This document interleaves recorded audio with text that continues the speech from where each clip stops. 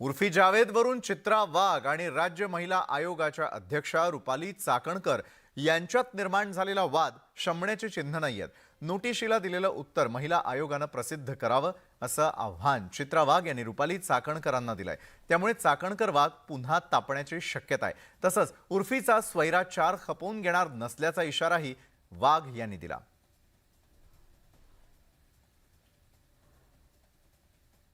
जरा करू देत की त्यांना थोडेसे कष्ट घेऊ देत ना। मी तर आहेच, मी जे दिले ते मी तुम्हाला देणारच आहे।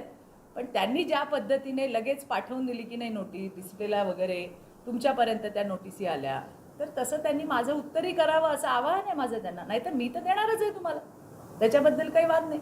आम्ही आमची भूमिका मांडली, आम्ही पोलिसांकडे गेलो, आमचं काम चालू आहे।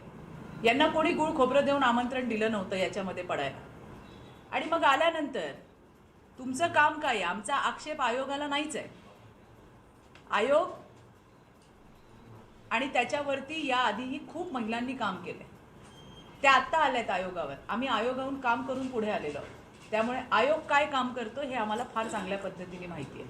आक्षेप आयोगाला नाही आहे, आक्षेप हा तिथं बसवलेल्या ज्या चेअरपर्सन आहेत त्यांच्या कार्यपद्धतीवर नक्कीच आहे। आणि राहिली गोष्ट नोटिसीची, तर मला अशा 56 नोटीस रोज येत असतात, त्याच्यात अजून एक आली, त्यात विशेष असं काही नाही आणि त्याचं उत्तर सुद्धा मी दिलेलं आहे।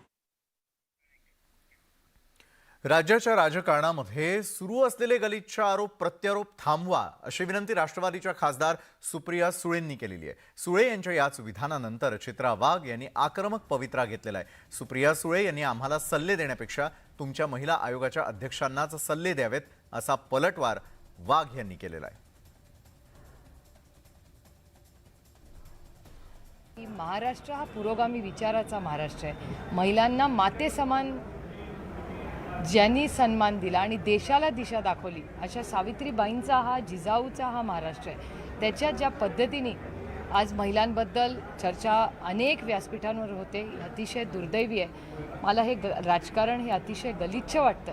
सगळ्याच पक्षाच्या नेत्यांना विनम्रपणे विनंती करते की हे महाराष्ट्राचं संस्कृती नाही आणि हे आपलं राजकारण नाही, ते कुठेतरी थांबलं पाहिजे। अरे ते सुप्रिया सुळे मोठ्या नेत्या आहेत, तुमच्या ज्या बसवल्यात तुम्ही त्या बाष्कळ विधानं करतायत, त्यांना सांगा की त्यांची अशी अपेक्षा आहे का की त्यांनी 4 प्रश्न आमच्यावरती केल्यावर त्याला उत्तर मिळणार नाही? एक तर त्या सुप्रियाताईंनी लक्षात घेतलं पाहिजे, या ज्या त्यांच्या अध्यक्ष त्यांनी बसवल्यात त्यांना काय आम्ही गुळ खोबरं देऊन आमंत्रण दिलं नव्हतं।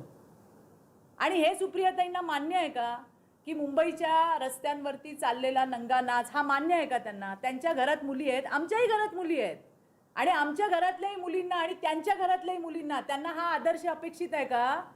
तर हे कान तुम्ही तुमच्या बाईचे टोचा, आमचे नाही।